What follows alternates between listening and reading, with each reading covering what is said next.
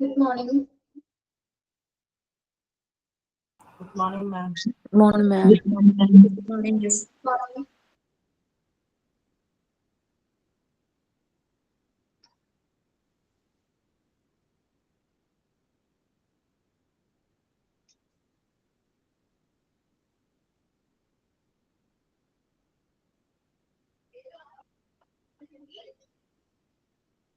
Morning. Morning.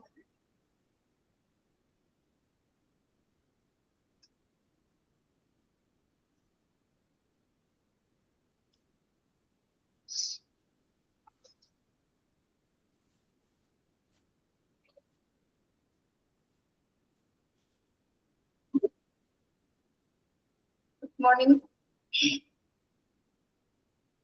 Good morning, ma'am. Morning.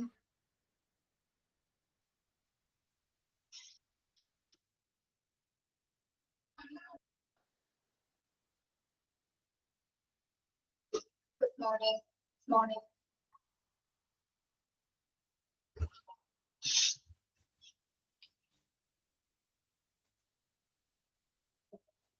Screen കാണുന്നുണ്ടോ?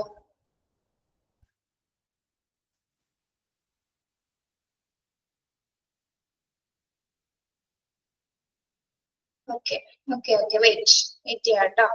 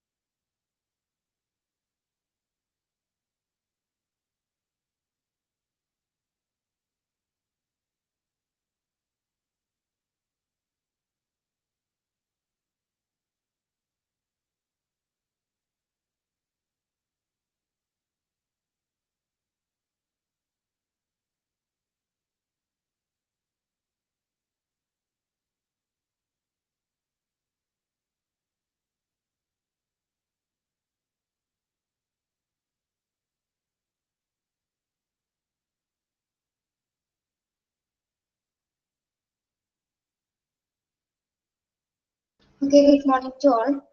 ഇപ്പൊ കാണാമോ സ്ക്രീൻ? യെസ്.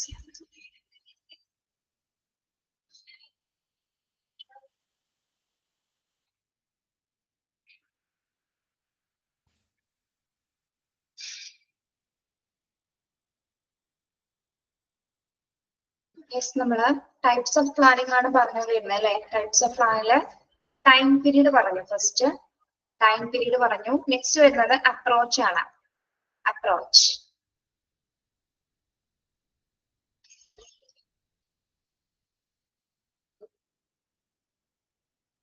ടൈം പീരീഡ് നമ്മൾ ലോങ് ടേമും ഷോർട്ട് ടേമും ആണ് പറഞ്ഞത് അല്ലെ. ഷോർട്ട് ടേം പ്ലാനിങ് ഉണ്ട്, ലോങ് ടേം പ്ലാനിങ് നമ്മൾ പറഞ്ഞു. Next approaches, സമീപനങ്ങള്. പ്ലാൻ ചെയ്യുന്ന സമയത്ത് നമ്മൾ കുറെ അപ്രോച്ചസ് അതിൽ ഉൾക്കൊള്ളിപ്പിക്കാറുണ്ട് അല്ലെ. എങ്ങനെയാണ്? Two types of planning are proactive planning and reactive planning. രണ്ട് ടൈപ്സ് ഓഫ് അപ്രോച്ചസ്, രണ്ട് ടൈപ്സ് ഓഫ് പ്ലാനിങ് വരുന്നുണ്ട്. എന്തൊക്കെയാണ്? Two types, proactive and reactive planning. Chapter 4 hospital administration. ക്ലാസ്സിൽ കേറാറില്ലേ? Okay, yes. എന്താണ് proactive planning, reactive planning എന്ന് നമുക്ക് നോക്കാം. Proactive planning is a suitable course of action designed considering the changes expected in an appropriate area. Proactive planning is the suitable course of action designed considering the changes expected in an appropriate area. എന്താണ് proactive plan? അപ്പൊ ഇതിൽ നിന്ന് നമുക്ക് എന്ത് മനസ്സിലാക്കാം?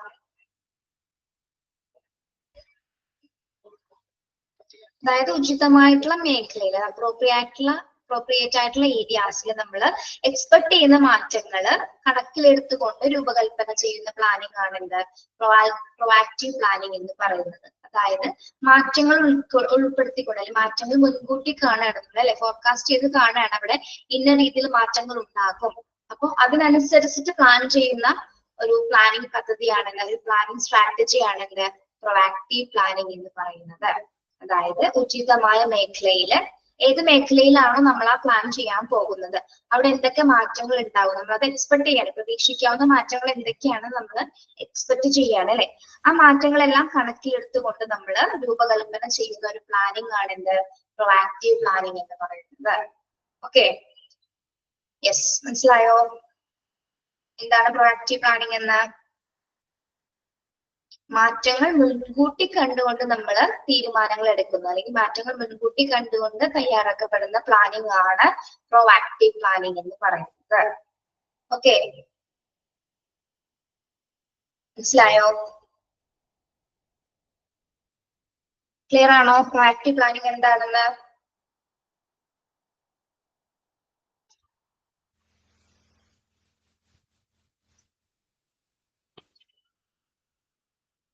മിണ്ടാതിരിക്കല്ലേ, മനസ്സിലായില്ലെങ്കിൽ പറയണേ. Yes, clear ആണെങ്കിൽ ക്ലിയർ ആയെന്ന് ടൈപ്പ് ചെയ്താൽ മതി കേട്ടോ. ഓക്കെ അനു, ശരി, ഒന്നുകൂടെ പറയണോ?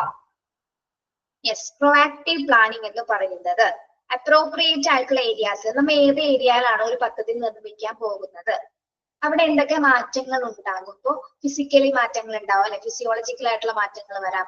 ആ ഒരു ഓർഗനൈസേഷൻ എന്തൊക്കെ തരത്തിലുള്ള മാറ്റങ്ങൾ വന്നേക്കാം എന്ന് നമ്മൾ തീരുമാനിക്കും. നമ്മൾക്ക് ചില സിറ്റുവേഷൻ കണ്ടാൽ മനസ്സിലാവും അല്ലെ, ഇപ്പൊ ജിയോഗ്രാഫിക്കൽ കണ്ടീഷൻസ് ഒക്കെ വെച്ച് നമ്മൾ നോക്കുമ്പോൾ അവിടെ എന്തെങ്കിലും തരത്തിലുള്ള ചേഞ്ചസ് വരാനുള്ള സാധ്യതയുള്ളത് നമുക്ക് ആ സിറ്റുവേഷൻ കാണുമ്പോൾ മനസ്സിലാവും. അപ്പൊ അതിനു വേണ്ടി ആ ചേഞ്ചസ് ഉണ്ടാവുന്ന സമയത്ത് അപ്പോൾ തീരുമാനം എടുക്കാതെ എന്താ ചെയ്യേണ്ടത്, നമ്മൾ മുൻകൂട്ടി കാണണം അവിടെ കുറെ മാറ്റങ്ങൾ വരാനുള്ള സാധ്യതയുണ്ട് എന്ന് കരുതിയിട്ട് നമ്മൾ തീരുമാനങ്ങൾ എടുക്കുന്നു. തയ്യാറാക്കപ്പെടുന്ന പ്ലാനിംഗ് ആണ് പ്രൊആക്റ്റീവ് പ്ലാനിംഗ് എന്ന് പറയുന്നത്. ഇത്രയും മനസ്സിലാക്കാം. മാറ്റങ്ങൾ മുൻകൂട്ടി കണ്ട് നമ്മൾ ഒരു പ്രത്യേകമായ ഒരു സ്ഥലത്ത് അതിന്റെ മാറ്റങ്ങൾ മുൻകൂട്ടി കണ്ടുകൊണ്ട് തീരുമാനിക്കപ്പെടുന്ന പ്ലാനിംഗ് ആണ് പ്രൊആക്റ്റീവ് പ്ലാനിംഗ് എന്ന് പറയുന്നത്. Okay, yes. Proactive planning is a suitable course of action designed considering the changes expected in an appropriate area. ഇനി അടുത്ത types of planning ആണ് reactive planning. Reactive planning is a type of planning that is done after the environmental changes have taken place. Next വരുന്നത് reactive planning ആണ്. It's a type of planning that is done after the environmental changes have taken place. പറഞ്ഞ എന്താണ്? Reactive plan എന്ന് പറയുമ്പോൾ നമ്മൾ emergency situations, നമുക്കൊരു example പറയാം. Emergency സിറ്റുവേഷൻസിലാണ് നമ്മൾ റിയാക്റ്റീവ് പ്ലാനിങ് ചെയ്യുന്നത്. അതെങ്ങനെ നമുക്ക് കണക്ട് ചെയ്ത് പറയാൻ പറ്റും? അതായത് പാരിസ്ഥിതിക മാറ്റങ്ങൾ സംഭവിച്ചതിന് ശേഷം നമ്മൾ ചെയ്യുന്ന പ്ലാനിങ് ആണ് റിയാക്റ്റീവ് പ്ലാനിങ് എന്ന് പറയുന്നത് അല്ലെ. അതായത് എൻവയോൺമെന്റൽ ചേഞ്ചസ് ഉണ്ടായതിനു ശേഷം, അതായത് എമർജൻസി സിറ്റുവേഷൻ, നമ്മൾ ഡിസാസ്റ്റർ പഠിച്ചത് ഓർക്കുന്നില്ലേ നിങ്ങൾ? Disaster, yes, very good. Disaster പഠിച്ചതിന് ശേഷം, ഡിസാസ്റ്റർ ഉണ്ടായതിനു ശേഷം നമ്മളവിടെ പ്ലാനിങ് കണ്ടക്ട് ചെയ്യുന്നത് അല്ലെ. ഓക്കെ, എന്തൊക്കെ ചെയ്യണമെന്ന്. അപ്പൊ എമർജൻസി സിറ്റുവേഷൻസിൽ മാത്രമാണ് നമുക്ക് റിയാക്റ്റീവ് പ്ലാനിങ് ഉണ്ടാക്കാൻ പറ്റും. അപ്പൊ തന്നെ ഇൻസ്റ്റന്റ് ആയിട്ട് നമുക്ക് കണ്ടെത്തി പ്ലാനിങ് ചെയ്തിട്ട് രൂപകൽപ്പന ചെയ്യുന്ന പ്ലാനിങ് ആണ് റിയാക്റ്റീവ് പ്ലാനിങ് എന്ന് പറയുന്നത്. ഓക്കെ, ആഫ്റ്റർ ദ എൻവയോൺമെന്റൽ ചേഞ്ചസ് ഹാവ് ടേക്കൻ പ്ലേസ്, പരിസ്ഥിതിക മാറ്റങ്ങൾ സംഭവിച്ചതിന് ശേഷം നടത്തുന്ന പ്ലാനിങ് ആണ് റിയാക്റ്റീവ് പ്ലാനിങ്. അപ്പൊ ഒരു പ്ലാൻ ചെയ്യുന്ന സമയത്ത് അതിൽ നമ്മൾ ടൈപ്സ് ഓഫ് പ്ലാനിങ്ങിൽ പ്രധാനമായിട്ട് വരുന്ന രണ്ട് അപ്രോച്ചസ് ആണ് reactive and proactive plan. Proactive and reactive planning എന്ന് പറയുന്നത്. Okay, there are two types of planning are proactive and reactive. Proactive planning എന്ന് പറഞ്ഞാൽ എന്താണ്? മാറ്റങ്ങൾ മുൻകൂട്ടി കണ്ട് നമ്മൾ തീരുമാനങ്ങൾ എടുക്കുന്ന, അല്ലെങ്കിൽ അപ്രോപ്രിയേറ്റ് ആയിട്ടുള്ള ഏരിയാസിൽ നമ്മൾ തീരുമാനങ്ങൾ മുൻകൂട്ടി എടുക്കുന്ന, അവിടെ ഉണ്ടാവുന്ന ചേഞ്ചസ് മുൻകൂട്ടി കണ്ട് മനസ്സിലാക്കി എടുക്കുന്ന പ്ലാനിങ് ആണ് proactive planning. suitable course of action designed considering the changes expected in an appropriate area. Okay. Next, reactive planning. That's a type of planning that is done after the environmental changes have taken place. അതായത് പാരിസ്ഥിതിക മാറ്റങ്ങൾ സംഭവിച്ചതിന് ശേഷം നമ്മൾ ചെയ്യുന്ന തരത്തിലുള്ള planning ആണ് എന്ത് റിയാക്റ്റീവ് പ്ലാനിംഗ് എന്ന് പറയുന്നത്. ഓക്കെ, മനസ്സിലായോ?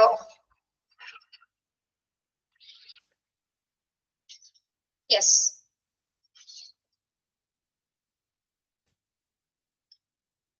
ഇനി നമ്മൾ ടൈപ്സ് ഓഫ് പ്ലാനിംഗില് ടൈം പീരീഡ് പറഞ്ഞു, അപ്രോച്ചസ് പറഞ്ഞു. നെക്സ്റ്റ് വരുന്നത് ഡിഗ്രി ഓഫ് ഫോർമലൈസേഷൻ ആണ്. Degree of formalisation. Degree of formalisation. ഇവിടെയും 2 ടൈപ്സ് ഓഫ് പ്ലാനിംഗ് വരുന്നുണ്ട്. ഡിഗ്രി ഓഫ് ഫോർമലൈസേഷനില് 2 ടൈപ്സ് പ്ലാനിംഗ് ഇവിടെ പറയുന്നുണ്ട്. ഏതൊക്കെയാണെന്ന് നമ്മൾ പഠിച്ചിട്ടുണ്ടാവും അല്ലെ? Formal planning and informal planning. അപ്പൊ അവിടെ ഒന്ന് നോക്കാതെ ഒന്ന് പറഞ്ഞേ, ഫോർമൽ പ്ലാനിംഗ് എന്തായിരിക്കാം? ഫോർമൽ പ്ലാനിംഗ്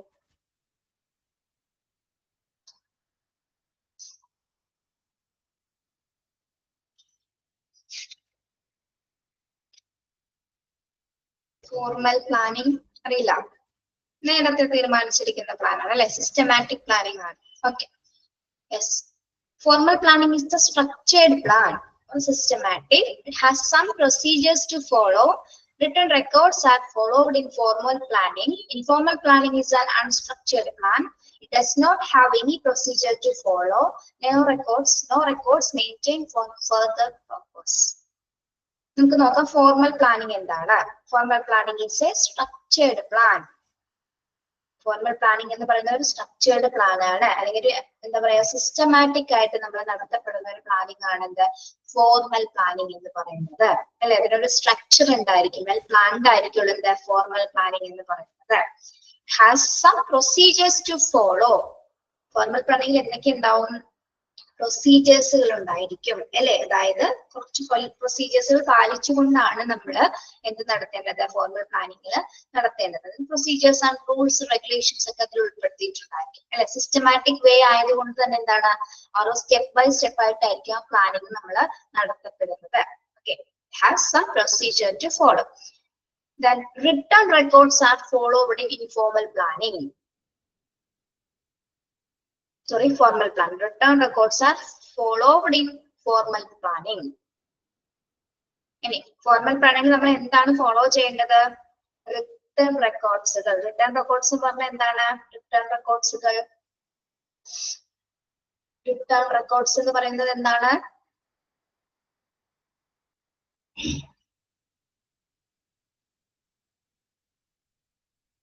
വളരെ സിമ്പിൾ ആയിട്ട് പറയൂ. റിട്ടേൺ റെക്കോർഡ്സ് എഴുതപ്പെട്ടിട്ടുള്ള റെക്കോർഡ്സുകൾ അല്ലെ? എഴുതപ്പെട്ടിട്ടുള്ള രേഖകൾ ഫോളോ ചെയ്തിട്ടാണ് ഫോർമൽ പ്ലാനിംഗ് നമ്മൾ നടത്തപ്പെടുന്നത് അല്ലെ?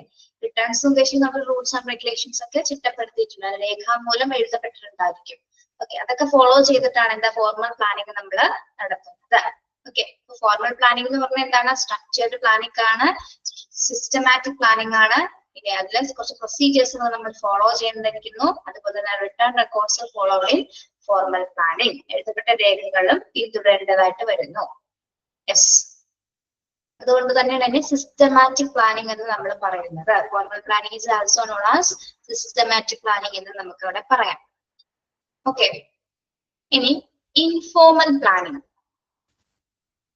Informal planning is an unstructured plan. Informal planning is an unstructured plan. അതിന് പ്രത്യേകമായിട്ടുള്ള ഒരു ഘടനയില്ല അല്ലെ? അൺസ്ട്രക്ചേർഡ് ആണ്. അവിടെ സിസ്റ്റമാറ്റിക് അല്ല അല്ലെ? സിസ്റ്റമാറ്റിക് വേ ആൻഡ് റെഗുലേഷൻസ് അല്ല അവിടെ ഉള്ളത്. It does not have any procedure to follow. അവിടെ ഒരു പ്രൊസീജിയേഴ്സും നമ്മൾ ഫോളോ ചെയ്യേണ്ടതായിട്ട് വരുന്നില്ല. Now record is maintained for future purpose. ഇതെന്താണ്?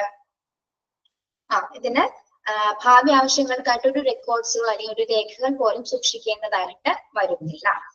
ഓക്കെ, അപ്പൊ എന്താണ് ഇൻഫോർമൽ പ്ലാനിംഗ് എന്ന് പറയുന്നത്? അൺസ്ട്രക്ചേർഡ് പ്ലാൻ ആണ് അല്ലെ? ഒരു ഘടന ഇല്ലാത്തൊരു പ്ലാനിംഗ് ആണ് എന്താ ഇൻഫോർമൽ പ്ലാനിംഗ് എന്ന് പറയുന്നത്. അവിടെ പ്രൊസീജിയേഴ്സ് ആവശ്യമായിട്ട് വരുന്നില്ല. അതിന്റെ രേഖകളും ഫ്യൂച്ചർ പർപ്പസിനായിട്ട് അവിടെ രേഖകളൊന്നും തന്നെ സൂക്ഷിക്കേണ്ടതായിട്ട് വരുന്നില്ല. ഓക്കെ, അപ്പൊ നമ്മൾ പറഞ്ഞതിൽ എന്താണ്? 2 ടൈപ്സ് ഓഫ് പ്ലാനിംഗ് ഇവിടെ ഡിഗ്രി ഓഫ് ഫോർമലൈസേഷനിൽ വരുന്നുണ്ട്. ഏതൊക്കെയാണ്?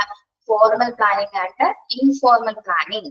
ഫോർമൽ പ്ലാനിംഗ് എന്ന് പറയുന്നത് സ്ട്രക്ചേർഡ് പ്ലാൻ ആണ്, സിസ്റ്റമാറ്റിക് ആണ്, പ്രൊസീജിയേഴ്സ് ഫോളോ ചെയ്യണം, റിട്ടേൺ റെക്കോർഡ്സുകൾ നമ്മൾ ഫോളോ ചെയ്യേണ്ടതുണ്ട്, രേഖപ്പെടുത്തേണ്ടതുണ്ട്. ഇനി ഇൻഫോർമൽ പ്ലാനിംഗ് എന്ന് പറയുന്നത് എന്താണ്? അൺസ്ട്രക്ചേർഡ് പ്ലാൻ ആണ്.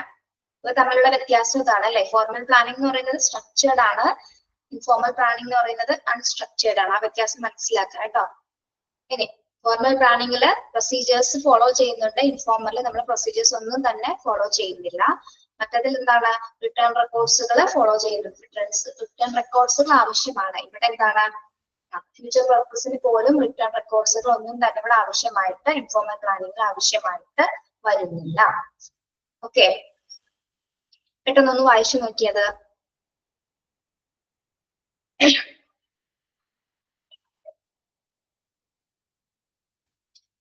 മനസ്സിലായോ?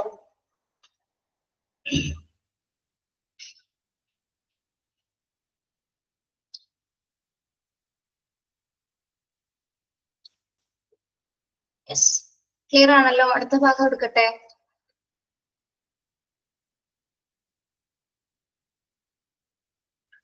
യെസ്, ഇമ്പോർട്ടൻസ് ഓഫ് കണ്ടന്റ്സ് ആണ് കേട്ടോ. ടൈപ്സ് ഓഫ് പ്ലാനിങ്ങിൽ അടുത്തതായി വരുന്നത് ഇമ്പോർട്ടൻസ് ഓഫ് കണ്ടന്റ്സ് ആണ്. ഓക്കെ, ലാസ്റ്റ് ഭാഗമാണ് കേട്ടോ. പ്ലാനിങ്ങിന്റെ ലാസ്റ്റ് ഭാഗമാണ് ഇമ്പോർട്ടൻസ് ഓഫ് കണ്ടന്റ്സ് എന്ന് പറയുന്നത്. അതിൽ 2 ടൈപ്സ് ഓഫ് കണ്ടന്റ്സ് ഇവിടെ പറയുന്നുണ്ട്.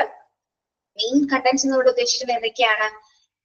പ്ലാനിങ് തന്നെയാണല്ലേ, വിവിധ തരത്തിലുള്ള വ്യത്യസ്ത രീതിയിലുള്ള പ്ലാനിങ്ങുകളാണ് നമ്മളിവിടെ ഉൾപ്പെടുത്തിയിരിക്കുന്നത്. അതായത് ഉള്ളടക്കത്തിന്റെ പ്രാധാന്യം ഉൾപ്പെടുത്തിക്കൊണ്ട് 2 രീതിയിൽ നമ്മളിവിടെ ആസൂത്രണത്തിനെ ക്ലാസിഫൈ ചെയ്യുന്നുണ്ട്. എങ്ങനെയാണ്? ഒന്ന് strategic planning and operational planning.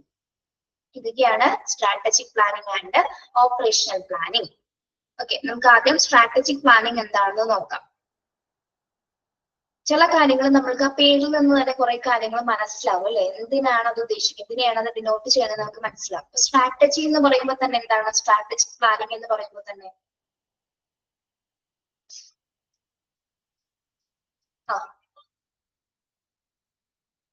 തന്ത്രങ്ങളാണ് അല്ലെ. യെസ്, സ്ട്രാറ്റജീസ് മീൻസ് തന്ത്രങ്ങൾ. ഓക്കെ, അതായത് ഒരു ഫണ്ടമെന്റൽസുകൾ നമ്മൾ തീരുമാനിക്കുക. അതായത് ഫണ്ടമെന്റൽ ഡിസിഷൻസ് ആൻഡ് ആക്ഷൻസ് ആണ് എന്ത്? സ്ട്രാറ്റജിക് പ്ലാനിങ് എന്ന് പറയുന്നത്. Fundamental decisions and actions. നമ്മൾ സ്ട്രാറ്റജിക് പ്ലാനിങ്ങിലാണ് കുറെ കാര്യങ്ങൾ എന്താ റൂൾസ് ആൻഡ് റെഗുലേഷൻസ് എഴുതപ്പെടുന്നത് അല്ലെ. അത് എഴുതപ്പെട്ട് വെക്കണം, അതായത് രേഖപ്പെടുത്തി വെക്കുന്നു. അതിനുശേഷമാണ് നമ്മൾ എന്ത് ചെയ്യുന്നു? ഈ രേഖപ്പെടുത്തിയ കാര്യങ്ങൾ നമ്മൾ എന്ത് ചെയ്യുന്നു? രേഖപ്പെടുത്തി വെച്ചിരിക്കുന്ന ഈ ആക്ഷൻസ് അല്ലെങ്കിൽ ഡിസിഷൻസ് നമ്മൾ എപ്പോഴാണ് ഇത് പ്രയോഗിക്കുന്നത്? ഓപ്പറേഷണൽ പ്ലാനിങ്ങിലാണ് നമ്മൾ ഇത് പ്രയോഗിക്കുന്നത് അല്ലെ. എഴുതപ്പെട്ട രേഖകളുടെ അടിസ്ഥാനത്തിൽ ആ തിയറീസ് ആൻഡ് ടെക്നിക്സ് ഒക്കെ നമ്മൾ എവിടെ അപ്ലൈ ചെയ്യുന്നു? ഓപ്പറേഷണൽ പ്ലാനിങ്ങിൽ നമ്മൾ അപ്ലൈ ചെയ്യുന്നു. അതായത് സ്ട്രാറ്റജിക് പ്ലാൻ, ഓപ്പറേഷണൽ പ്ലാനിങ് എന്ന് പറയുന്നത് എന്താണ്? Strategic plans into actionable steps. അപ്പോൾ സ്ട്രാറ്റജിക് പ്ലാൻസിൽ ഉണ്ടായിരുന്ന ടെക്നിക്സ് ആൻഡ് റൂൾസ് നമ്മൾ ഓപ്പറേഷണൽ പ്ലാൻസിൽ ഇംപ്ലിമെന്റ് ചെയ്തിട്ടാണ് അവിടെ നടത്തപ്പെടുന്നത്. അത്രയൊന്നും ആദ്യം മനസ്സിലാക്കി വെക്കുക, ബാക്കി നമുക്കത് നോക്കാം എന്താണെന്ന് കേട്ടോ.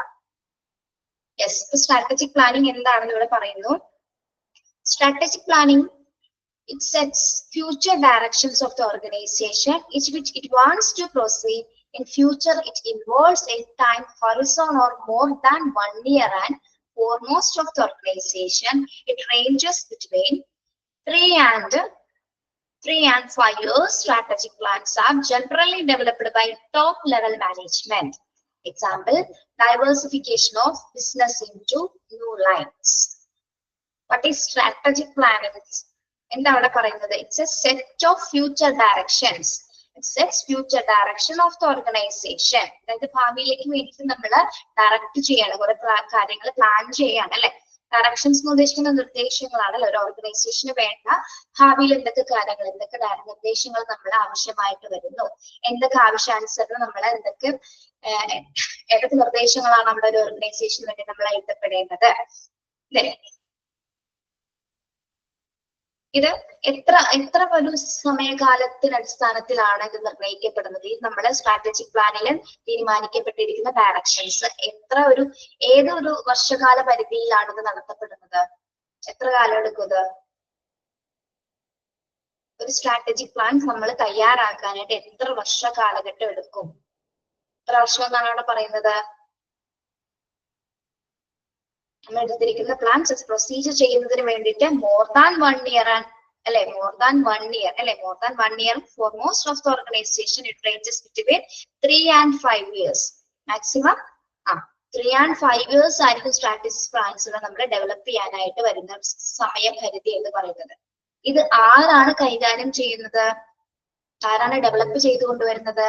Developed by top level management. ഒരു ഓർഗനൈസേഷനിൽ ടോപ്പ് ലെവലിൽ ഇരിക്കുന്നവരാണ് സ്ട്രാറ്റജിക് പ്ലാനിങ് കൈകാര്യം ചെയ്യുന്നത്. അവരാണ് 3 to 5 years കാലപരിധി എടുത്തുകൊണ്ട് ആ ഡയറക്ഷൻസ് ഒക്കെ ഫ്യൂച്ചർ ഡയറക്ഷൻസ് ഒക്കെ തീരുമാനിക്കുന്നതും ഓർഗനൈസേഷൻസിലേക്ക് അത് ഇംപ്ലിമെന്റ് ചെയ്യാനുള്ള കാര്യങ്ങൾ തയ്യാറാക്കപ്പെടുന്നത്. ഏകദേശം ഇത്ര കാലപരിധി എടുക്കും. നമ്മള് ലോങ് ടേം പ്ലാനിങ് പഠിച്ചതുപോലെ തന്നെ അത് സെയിം സിറ്റുവേഷൻ ആണ് ഇവിടെ അല്ലെ.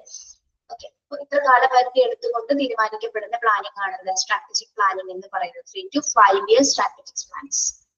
അപ്പോ അതിനൊരു എക്സാമ്പിൾ ഇവിടെ പറയുന്നുണ്ട്. കേൾക്കുമ്പോൾ നമുക്ക് മനസ്സിലാവും എന്താണ് സ്ട്രാറ്റജിക് പ്ലാനിന്റെ എക്സാമ്പിൾ എന്ന് പറയുമ്പോൾ diversification of business into new lines എന്ന് പറഞ്ഞാൽ എന്താ? Diversification of business into new lines എന്താണ് പറയുന്നത്? അതായത് പുതിയ മേഖലകളിലേക്ക് ബിസിനസിന്റെ വൈവിധ്യവൽക്കരണം. അതായത് ഒന്നില്ലെങ്കിൽ ന്യൂ ടെക്നോളജീസ് അല്ലെ ന്യൂ ലൈൻസ് എന്ന് ഉദ്ദേശിക്കുന്നത് ന്യൂ ബിസിനസ് ടെക്നോളജീസ് കൊണ്ടുവരികയാണ്. New business technologies and developments കൊണ്ടുവരും. നമുക്ക് ഇന്ന് തീരുമാനിച്ച് നാളെ നടത്താൻ പറ്റുമോ? അത് ഇന്ന് തീരുമാനിച്ച് നാളെ നടത്താൻ പറ്റുമോ? ടെക്നോളജീസ് ഒക്കെ വികസിപ്പിച്ചുകൊണ്ട് ഒരിക്കലും ഇല്ല അല്ലെ, ഒരിക്കലും ഇല്ല. അപ്പൊ അത് തന്നെയാണ് അതിന്റെ എക്സാമ്പിൾ എന്ന് പറയുമ്പോൾ ഒരു ബിസിനസ്സിന് ആവശ്യമായിട്ടുള്ള ന്യൂ ടെക്നോളജീസ് അല്ലെങ്കിൽ ന്യൂ എക്യുപ്മെന്റ്സ് അല്ലെങ്കിൽ എന്തും ആയിക്കോട്ടെ അഡ്വാൻസ്ഡ് ആയിട്ടുള്ള എന്ത് കാര്യങ്ങളും തീരുമാനിക്കുന്നതാണ് എന്ത് സ്ട്രാറ്റജിക് പ്ലാനിങ് എന്ന് പറയുന്നത്. അതായത് ബിസിനസ്സിലെ പുതിയ കണ്ടെത്തലുകൾ പുതിയ ടെക്നോളജീസ് ഒക്കെ അഡോപ്റ്റ് ചെയ്തുകൊണ്ട് പുതിയൊരു മെത്തേഡ്സ് അല്ലെങ്കിൽ പുതിയ പ്രൊഡക്ട്സ് ഒക്കെ നിർമ്മിക്കുന്നതിന് വേണ്ടിയിട്ട് ഏകദേശം എത്ര പരിധി എടുക്കും? ഇത്രയൊരു 3 to 5 years കാലയളവിൽ എടുക്കും അല്ലെ. അതായത് പ്ലാനിങ് തയ്യാറാക്കപ്പെട്ട് അതിന് വേണ്ടിയിട്ടുള്ള ഫിനാൻഷ്യൽ ഷിപ്പ് അതിന് വേണ്ടിയിട്ടുള്ള ഹ്യൂമൻ റിസോഴ്സസ് ആൻഡ് പ്ലേസസ് ഇതൊക്കെ തീരുമാനിച്ചു വരുമ്പോഴേക്കും എന്താണ് ഇത്രത്തോളം ഒരു സമയം എടുക്കും. ഓക്കെ, അത് തന്നെയാണ് എന്താ സ്ട്രാറ്റജിക് പ്ലാനിങ് എന്ന് പറയുന്നത്. ഓക്കെ,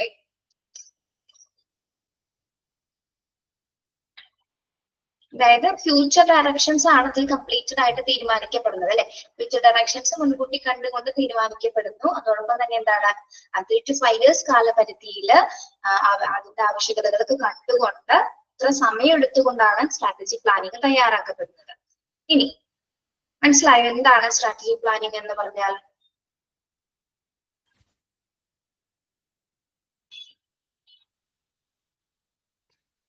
ഓക്കെ, ക്ലിയർ ആണോ? എന്തെങ്കിലും സംശയം ഉണ്ടെങ്കിൽ ചോദിക്കാം കേട്ടോ.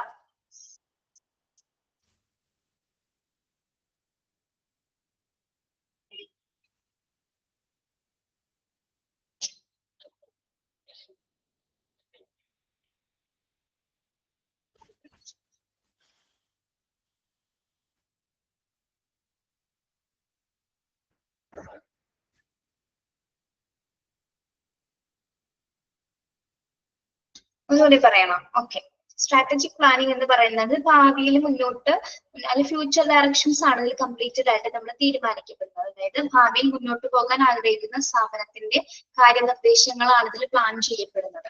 അപ്പോൾ ചിലപ്പോൾ അതിൽ ഒരു വർഷത്തിലധികം സമയമെടുത്തെന്ന് വരാം. മിക്ക ഓർഗനൈസേഷന്റെ വലിപ്പം സൈസ് ഒക്കെ അനുസരിച്ചിട്ടായിരിക്കുള്ളൂ ഇതിന്റെ കാലപരിധി നമ്മൾ നിർണ്ണയിക്കുന്നത്. ഓക്കെ, ഓർഗനൈസേഷൻ മാക്സിമം ഒരു വർഷത്തിൽ മേലെ വരാം. അല്ലെങ്കിൽ എന്താണ് മിക്ക ഓർഗനൈസേഷനും 3 to 5 years കാലപരിധിക്കുള്ളിലാണ് എന്ത് ഈ സ്ട്രാറ്റജിക് പ്ലാനും തന്ത്രങ്ങളും മെനഞ്ഞുന്നത്. അപ്പൊ ഇതിന്റെ ഒരു എക്സാമ്പിൾ എന്ന് പറയുന്നത് എന്താണ്? Diversification of business into new lines. അതായത് ബിസിനസ് മേഖലയിൽ ഉയർന്ന തരത്തിലുള്ള പുതിയ ടെക്നോളജീസുകൾ ഡെവലപ്പ് ചെയ്യാം. എന്തായാലും പുതിയ ടെക്നോളജികൾ നമുക്ക് ഡെവലപ്പ് ചെയ്യണമെങ്കിൽ 1 or 2 ദിവസം മാത്രം മതിയാവില്ല അല്ലെ. വർഷങ്ങളോളം എടുത്തിട്ട് കൊണ്ടാണ് നമ്മൾ ന്യൂ ടെക്നോളജീസ് ന്യൂ പ്രൊഡക്ട്സിനൊക്കെ എന്താണ് നമ്മൾ അതിന്റെ രൂപകൽപ്പന ഡിസൈൻ ചെയ്ത് കൊണ്ടുവരുന്നത്. അപ്പോൾ ഒരുപാട് സമയം എടുത്തുകൊണ്ട് തന്നെ ഫ്യൂച്ചർ ഡയറക്ഷൻസ് ഒക്കെ മുന്നിൽ കണ്ടുകൊണ്ട് എന്താണ് തീരുമാനിക്കപ്പെടുന്ന ഒരു പ്ലാനിങ് ആണ് എന്ത് സ്ട്രാറ്റജിക് പ്ലാനിങ് എന്ന് പറയുന്നത്. നവീകരണം, ബിസിനസ്സുകൾ നവീകരിക്കുക അല്ലെങ്കിൽ ന്യൂ ടെക്നോളജീസ് അവിടെ കൊണ്ട് ന്യൂ ലൈൻസ് നമ്മൾ ഉദ്ദേശിക്കുന്നത് ന്യൂ ടെക്നോളജീസ് എന്നാണ് നമ്മളോട് പറഞ്ഞത് കേട്ടോ. അത് തന്നെ ടീച്ചർ പറഞ്ഞു തന്നെ. ഓക്കെ, മനസ്സിലായോ അത് സ്ട്രാറ്റജിക് പ്ലാനിങ് എന്താണ്? ഓക്കെ, ഇനി ഇപ്പൊ നമ്മൾ മനസ്സിലായി സ്ട്രാറ്റജിക് പ്ലാനിങ്ങിൽ നമ്മൾ ഫ്യൂച്ചർ ഡയറക്ഷൻസ് ആണ് വെക്കുന്നത് അല്ലെ. അപ്പൊ എന്തായിരിക്കും ഓപ്പറേഷൻ പ്ലാനിങ് എന്ന് പറയുമ്പോൾ? ഓപ്പറേഷൻ പ്ലാനിങ് എന്ന് പറയുമ്പോൾ എന്തായിരിക്കാം? Operational planning. Operational plans are developed to determine the steps necessary for achieving tactical goals. They are used as a guide for the day-to-day operations by department managers. These plans may cover a time frame of few months, weeks, or even a few days. For operational planning, operational planning. ഇനി ഇപ്പൊ നമ്മൾ strategy planning പറഞ്ഞാല് വേറൊരു example teacher പറയാം. നമ്മൾ road നിർമ്മിക്കുന്നുണ്ടല്ലേ നിങ്ങള്? Road നിർമ്മാണം. Okay, അത് സ്ട്രാറ്റജിക് പ്ലാനിങ്ങിന്റെ നമുക്കൊരു ഉദാഹരണമായിട്ട് പറയാം അല്ലെ. അതായത് റോഡ് നിർമ്മാണത്തിന് അത് നമ്മൾ റോഡ് നിർമ്മിക്കാനായിട്ട് എന്താണ് സുൽഫത്ത് ഷഫീർ എന്താ മെസ്സേജ് അയച്ചിരിക്കുന്നത്?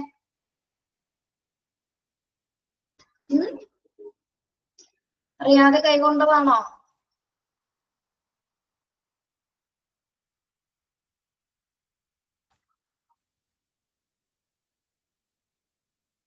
കൊച്ചാണ് മാം, കച്ചാണെന്നാണ് ഇപ്പൊ വായിച്ചത്. കുട്ടിയാണോ അല്ലെ? Okay, okay. ഞാൻ എന്താണെന്ന് ഓർത്ത് താൻ സ്ട്രാറ്റജിക് പ്ലാനിങ് ഇങ്ങനെയൊക്കെ ഡിഫൈൻ ചെയ്തിട്ടാണെന്ന് വിചാരിച്ചിട്ടോ. Okay, yes. അപ്പൊ റോഡ് നിർമ്മിക്കുന്നത് നമ്മളൊന്ന് ആലോചിച്ചാൽ മതി. റോഡ് നിർമ്മിക്കാൻ ഒരുപാട് വർഷം എടുത്ത് നമ്മൾ ചെയ്യുന്ന ഒരു കാര്യമാണ് അല്ലെ. അത് സ്ട്രാറ്റജിക് പ്ലാനിങ്ങിന്റെ ഭാഗമായിട്ടാണ് നടത്തപ്പെടുന്നത്. ഓക്കെ, ഇനി സ്ട്രാറ്റജിക് പ്ലാൻ കഴിഞ്ഞ് റോഡ് നിർമ്മിച്ചു കഴിഞ്ഞതിന് ശേഷം പിന്നെന്താണ്?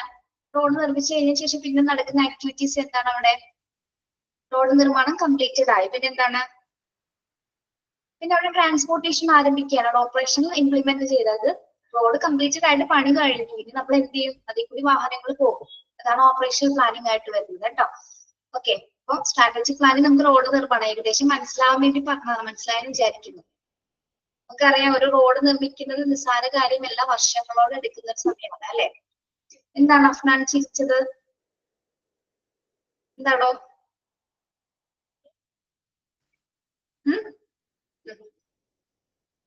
ഓക്കെ, ഓപ്പറേഷണൽ പ്ലാനിങ് അപ്പോൾ ചിരിച്ചതാണ്, പക്ഷെ ഇപ്പോഴാണ് ഞങ്ങൾക്ക് വന്നത് ഇവിടെ കേട്ടോ Afnan. Operational plans are developed to determine steps necessary for achieving tactical goals. Tactical goals വെച്ചാൽ തന്ത്രപരമായിട്ടുള്ള ലക്ഷ്യങ്ങൾ നിറവേറ്റുന്നതിന് വേണ്ടിയിട്ട്. Operational plans are developed to determine the steps necessary for achieving tactical goals. അതായത് നമുക്ക് കുറച്ച് തന്ത്രപരമായിട്ടുള്ള ലക്ഷ്യങ്ങൾ, ഒരു ഓർഗനൈസേഷന് തന്ത്രപരമായിട്ടുള്ള ലക്ഷ്യങ്ങൾ നിറവേറ്റുന്നതിനായുള്ള ഒരു സ്റ്റെപ്പ് ബൈ സ്റ്റെപ്പ് ആയിട്ടുള്ള ഒരു പ്ലാനിങ് പദ്ധതിയാണ് ഓപ്പറേഷണൽ പ്ലാനിങ് എന്ന് പറയുന്നത്. വേറെ ഒന്നുമല്ല, നമ്മൾ സ്ട്രാറ്റജിക് പ്ലാൻസിൽ തീരുമാനിക്കപ്പെട്ട ഡിസിഷൻസും കാര്യങ്ങളൊക്കെ നമ്മൾ ഇംപ്ലിമെന്റ് ചെയ്തത് അല്ലെങ്കിൽ അതിന്റെ ആക്ഷൻസ് ഒക്കെ ആക്ഷനബിൾ സ്റ്റെപ്സ് നടത്തുന്ന ഒരു പീരീഡ് ആണ് അല്ലെങ്കിൽ ആ ഒരു സമയമാണ് ഓപ്പറേഷണൽ പ്ലാനിങ് എന്ന് പറയുന്നത്. അതായത് they are used as a guide for a day to day operations. നമ്മുടെ ഡേ ടു ഡേ ഓപ്പറേഷൻസ് അല്ലെങ്കിൽ ഡേ ടു ഡേ ഇംപ്ലിമെന്റേഷൻസ് ആണ് ഇത് ഓപ്പറേഷണൽ എന്ന് പറയുന്നത്. നമ്മുടെ പ്രാക്ടിക്കലായിട്ട് നടത്തുന്ന കാര്യങ്ങളാണ് ഓപ്പറേഷണൽ പ്ലാനിങ്ങിൽ വരുന്നത്. അതായത് ഡേ ടു ഡേ ഇംപ്ലിമെന്റേഷൻസ്, ദിനംപ്രതി നടക്കുന്ന ഓപ്പറേഷൻസ് അല്ലെങ്കിൽ ഇംപ്ലിമെന്റേഷൻസ്. പിന്നെ എന്താണ് ഓപ്പറേഷൻസ് ബൈ ഡിപ്പാർട്ട്മെന്റ് മാനേജർ. അപ്പോൾ ഡേ ടു ഡേ നടക്കുന്ന ഡിപ്പാർട്ട്മെന്റിൽ നടക്കുന്ന എല്ലാ ഓപ്പറേഷൻസും, അതായത് ഡിപ്പാർട്ട്മെന്റ് മാനേജേഴ്സ് ആയിരിക്കും പ്രാക്ടിക്കൽ ആയിട്ട് ചെയ്യുന്നത് അല്ലെ. നമ്മൾ തീരുമാനിച്ചിരിക്കുന്ന ഡിസിഷൻസും റൂൾസ് ആൻഡ് റെഗുലേഷൻസും നമ്മൾ ഒരു സ്ഥലത്ത് ഇംപ്ലിമെന്റ് ചെയ്യും. എപ്പോഴാണെങ്കിലും അത് ഇംപ്ലിമെന്റ് ചെയ്യും. അതിന് നമ്മൾ പ്രാക്ടിക്കൽ ആയിട്ട് ചെയ്യാന്ന് പറയുന്നത്. ഓക്കെ, ഇത് ആരാണ് ഇവിടെ ഒരു ഓർഗനൈസേഷൻ ഇത് ആരാണ് കൈകാര്യം ചെയ്യുന്നത്? ഡിപ്പാർട്ട്മെന്റ് മാനേജേഴ്സ് ആണ് അല്ലെ. ഡിപ്പാർട്ട്മെന്റ് മാനേജേഴ്സ് ആണത് ഓപ്പറേഷൻ ചെയ്യുന്നത്. These plans may cover a time frame of few months, week, or even a few days. ഇതിന്റെ ടൈം പീരീഡ് എന്ന് പറയുന്നത് എങ്ങനെയാണ്? ഓപ്പറേഷൻ പ്ലാനിന്റെ ടൈം പീരീഡ് എന്ന് പറയുന്നത് നമ്മൾ പറഞ്ഞു ഒരു പ്രാവശ്യം ഡേ ടു ഡേ ഓപ്പറേഷൻസ് ആണെന്ന് പറഞ്ഞു. അപ്പൊ നമുക്കതിൽ നിന്ന് ഒരു കാര്യം മനസ്സിലാക്കാം. എന്താണ് ഡേ ടു ഡേ ഓപ്പറേഷൻ എന്ന് പറയുമ്പോൾ ആ ഒരു ടൈം പീരീഡ് ഏതാണ് പറയുന്നത്? ഡേയ്സ് വരാം അല്ലെ. ഫ്യൂ ഡേയ്സ് വരാം, 1 ഡേയ്സ് വരാം, മന്ത് വരാം, വീക്സ് വരാം. ഈ ഒരു ടൈം ഫ്രെയിമിലാണ്, അതായത് മാസങ്ങളിലോ അല്ലെങ്കിൽ ഈ ആഴ്ചകളിലോ കുറച്ച് ദിവസങ്ങൾക്കുള്ളിൽ തന്നെ നമുക്ക് എന്ത് ചെയ്യാൻ പറ്റും? ഓപ്പറേഷൻ പ്ലാനിങ് ചെയ്യാനായിട്ട് സാധിക്കും. ഓക്കെ, മനസ്സിലായോ?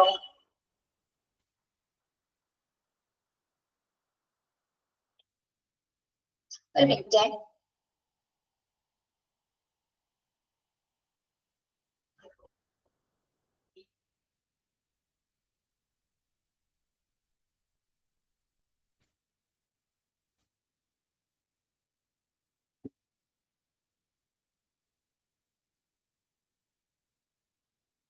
പേജ് നമ്പർ ഒന്ന് പറഞ്ഞു കൊടുത്തേടോ ആരെങ്കിലും?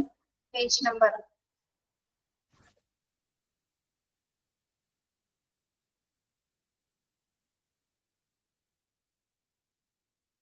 ഓക്കെ, അപ്പൊ മനസ്സിലായോ എന്താണ് ഓപ്പറേഷണൽ പ്ലാനിംഗ് എന്ന് പറയുന്നത്? നമ്മുടെ സ്ട്രാറ്റജിക് പ്ലാൻസിൽ തീരുമാനിച്ചിരിക്കുന്ന ഡിസിഷൻസ് ഒക്കെ ഇംപ്ലിമെന്റ് ചെയ്യപ്പെടുന്നതാണ് സ്ട്രാറ്റജിക് പ്ലാൻസിൽ വരുന്നത്. ഓക്കെ, വേണമെങ്കിൽ നിങ്ങൾ സ്ട്രാറ്റജിക് പ്ലാനിന്റെ നേരെ ഇങ്ങനെ എഴുതി വെച്ചോളൂ. സ്ട്രാറ്റജിക് പ്ലാനിങ്ങിന്റെ നേരെ എഴുതി വെക്കാം fundamental decisions and actions. Strategic planning എന്ന് പറയുന്നത് ഫണ്ടമെന്റൽ ഡിസിഷൻസ് ആൻഡ് ആക്ഷൻസ് ആണ്. Fundamental decisions and actions.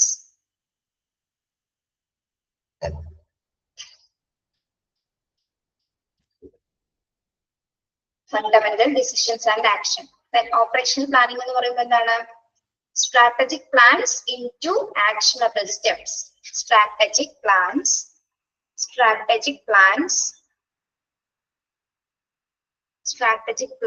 into into actionable steps.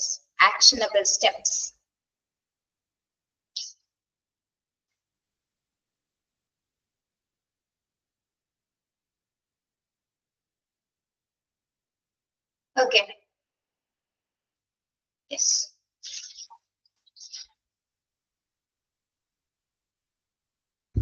Operational planning in time period ഒന്ന് ഓർത്ത് വെക്കുക കേട്ടോ. എത്രയൊക്കെയാണ്? Time frame of few months, weeks or even a few days. മനസ്സിലായോ അത്? Strategic and operational planning എന്താണെന്ന്?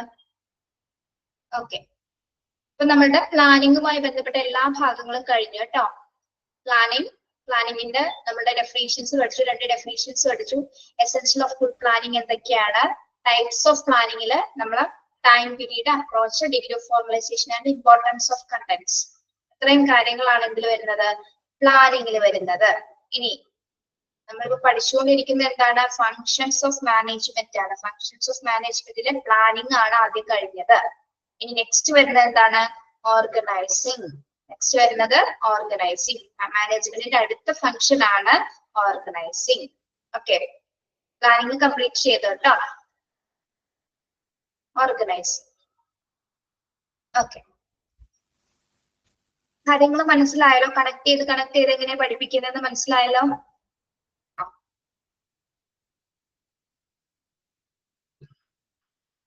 Organizing. This include the identification and classification of the required activities. The activities are then grouped together and each group of activities is assigned to a manager. So the process of delegation both horizontally among the different managers on the same level and vertically from the superiors to subordinates. This part of management involved establishing an international role for the people. Organising ചെയ്യാന്ന് പറഞ്ഞാൽ എന്താ? നമ്മൾ plan ചെയ്ത് കഴിഞ്ഞു, ഇനി നമ്മൾ organise ചെയ്യാൻ പോവാണ്. ഓർഗനൈസ് ചെയ്യാന്ന് പറഞ്ഞാൽ എന്തോ?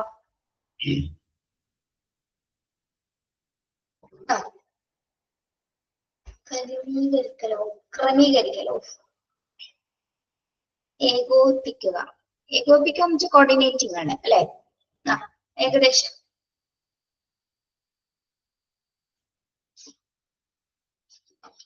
എന്തൊക്കെയാ ഇവിടെ വരുന്നത്?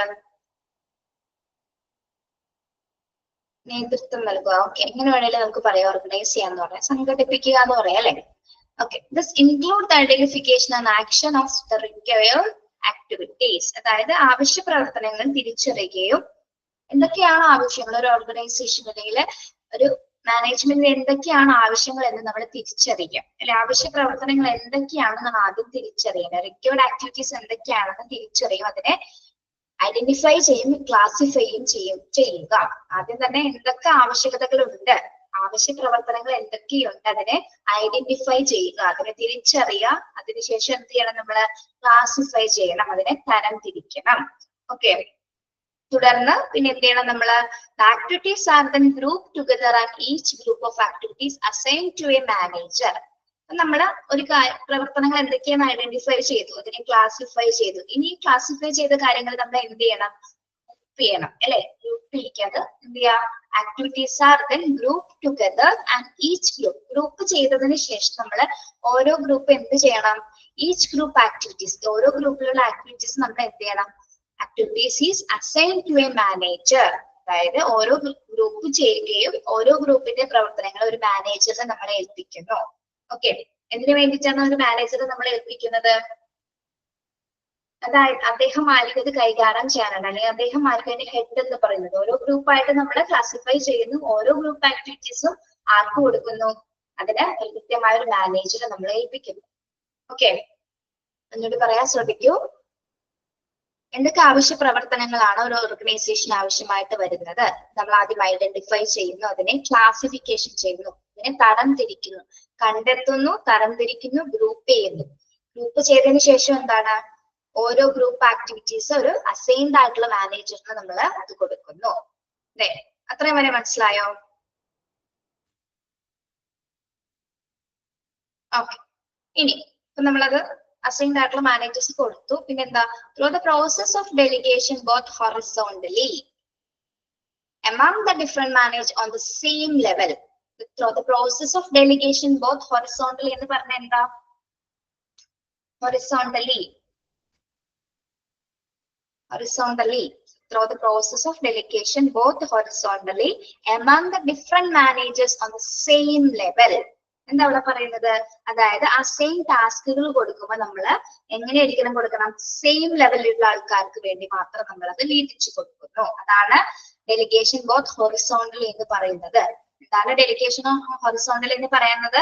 അസൈനിങ് ടാസ്ക്, നമ്മൾ ഏത് ടാസ്ക് ആണോ, ഏതൊക്കെ ആക്ടിവിറ്റീസ് ആണോ അവർക്ക് കൊടുക്കുന്നത്, സെയിം ലെവലിലുള്ള ആൾക്കാർക്ക് അല്ലെ, സെയിം ലെവലിലുള്ള ആൾക്കാർക്കാണ് എന്ത് നമ്മൾ കൊടുക്കുന്നത്. Okay, same level, different managers on the same ലെവലിലുള്ള മാനേജേഴ്സൊക്കെയാണ് നമ്മൾ അതായത് അസൈനിങ് ടാസ്കുകൾ, നിരവധി ടാസ്കുകൾ നമ്മൾ അവർക്ക് വീതിച്ചു കൊടുക്കുന്നത്. ഇനി വെർട്ടിക്കലി ഹോമോജീനിയസ് ആയിട്ടുള്ള നമ്മൾ പഠിച്ചിട്ടുണ്ട് അല്ലെ, ഹോമോജീനിയസ് ഗ്രൂപ്പിംഗ് പഠിച്ചിട്ടുണ്ട്. സെയിം ക്വാളിറ്റീസ് ഉള്ളവർക്ക് വേണ്ടി മാത്രമായിട്ട് നമ്മൾ കൊടുക്കുന്നത്. ഇനി വെർട്ടിക്കലി എന്ന് പറയുമ്പോൾ എന്താണ്, and vertically from the superiors to subordinates.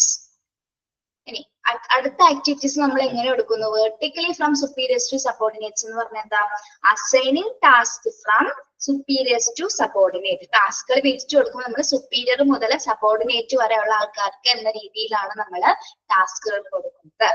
Okay, അപ്പൊ നമ്മൾ എന്താ പറഞ്ഞത്, നമ്മൾ ആദ്യം ഒരു ഓർഗനൈസിങ് ചെയ്യുന്ന കാര്യങ്ങൾ, നമ്മൾ ആദ്യ പ്രവർത്തനങ്ങൾ എന്തൊക്കെയാണ് തിരിച്ചറിയുക, അതിനെ ഐഡന്റിഫൈ ചെയ്യുന്നു, അതിനെ ക്ലാസിഫൈ ചെയ്യുന്നു, എന്തൊക്കെ ആക്ടിവിറ്റീസ് ആണെന്ന് ക്ലാസിഫൈ ചെയ്യുന്നു. ആ ആക്ടിവിറ്റീസ് നമ്മൾ എന്ത് ചെയ്യും, ഗ്രൂപ്പ് ചെയ്യും അല്ലെ, ഗ്രൂപ്പ് ചെയ്യുകയും ഓരോ ഗ്രൂപ്പ് ആക്ടിവിറ്റീസ് നമ്മൾ ഒരു അസൈൻഡ് മാനേജേഴ്സിന് കൊടുക്കുന്നു. ഇനി മാനേജേഴ്സിന് കൊടുക്കുക മാത്രമല്ല, ഇത് രണ്ട് രീതിയിൽ വേറെ ക്ലാസിഫിക്കേഷൻ അവിടെ വരുന്നുണ്ട്. ഒന്ന് ഹൊറിസോണ്ടലി ഡെലിഗേഷനും വരുന്നുണ്ട്, വെർട്ടിക്കലിയും വരുന്നുണ്ട്. ഹൊറിസോണ്ടലി എന്ന് പറയുമ്പോൾ എന്താണ്, different managers on the same level, അതായത് ടാസ്കുകൾ കൊടുക്കുമ്പോൾ ആക്ടിവിറ്റീസ് കൊടുക്കുമ്പോൾ സെയിം ലെവലിലുള്ള ആൾക്കാർക്ക് വേണ്ടിയിട്ട് മാത്രമായിട്ടുള്ള ടാസ്ക് കൊടുക്കലാണ് എന്ത്, ഹൊറിസോണ്ടലി ഡെലിഗേഷൻ എന്ന് പറയുന്നത്. ഓക്കെ, ഇനി വെർട്ടിക്കലി എന്ന് പറയുമ്പോൾ എന്താണ്, assigning task from superiors to subordinate. ടാസ്കുകൾ കൊടുക്കുമ്പോൾ നമ്മൾ സുപ്പീരിയർ മുതൽ സബോർഡിനേറ്റ് എന്ന ആ ഒരു ലെവലിലായിരിക്കും ആക്ടിവിറ്റീസുകൾ കൊടുക്കുന്നത്. ഓക്കെ, അവിടെ വരെ മനസ്സിലായോ? ഓക്കെ, അങ്ങനെയാണ് നമ്മൾ ഒരു ഓർഗനൈസേഷനിലെ കാര്യങ്ങൾ നടത്തപ്പെടുന്നത്. നമ്മൾ തീരുമാനിച്ചിരിക്കുന്ന പ്ലാനിങ്ങിന്റെ അടിസ്ഥാനത്തിൽ ഇത്തരം കാര്യങ്ങൾ നമ്മൾ പ്ലാൻ ചെയ്തിട്ടുണ്ട്. ഇത് നമ്മൾ ഓർഗനൈസ് ചെയ്യാൻ പോകണം. ബട്ട് ഓർഗനൈസ് ചെയ്യുന്നതിന് മുമ്പാണ് നമ്മൾ എങ്ങനെ പ്രവർത്തിക്കണം, എങ്ങനെ ക്ലാസിഫൈ ചെയ്യണം, ആർക്കൊക്കെ എന്തൊക്കെ ആക്ടിവിറ്റീസ് കൊടുക്കണമെന്ന് നമ്മൾ തീരുമാനിക്കുന്നത് അല്ലെ. സെയിം ലെവൽ ക്വാളിറ്റീസ് ഉള്ളവർക്ക് സെയിം ലെവൽ ആയിട്ടുള്ള കാര്യങ്ങൾ, അല്ലാത്തവർക്ക് എന്താണ് സുപ്പീരിയർ ടു സബോർഡിനേറ്റ് എന്ന കാറ്റഗറിയിൽ വരുന്ന രീതിയിൽ നമ്മൾ തരം തിരിച്ചു കൊടുക്കുന്നു. This part of management involves establishing an international role for the people. അപ്പൊ ഇത്തരം രീതിയിൽ നമ്മൾ ഈ ഓർഗനൈസേഷൻ മാനേജ് ചെയ്യുമ്പോൾ എന്താണ്, അത് ഏതൊരു രീതിയിലാണ് നമുക്കത് മനസ്സിലാവുന്നത്? Establishing an international role for the people. അവിടെ ഏതൊരു രീതിയിലുള്ള ഒരു കാര്യം നടക്കുന്നുണ്ട്. അപ്പോ എങ്ങനത്തെ ഉള്ള ഒരു ഇൻവോൾവ്മെന്റ് ആണ് അവിടെ നടക്കുന്നത്? International role for the people എന്ന് പറയുമ്പോൾ എന്താണ്? International role for the people.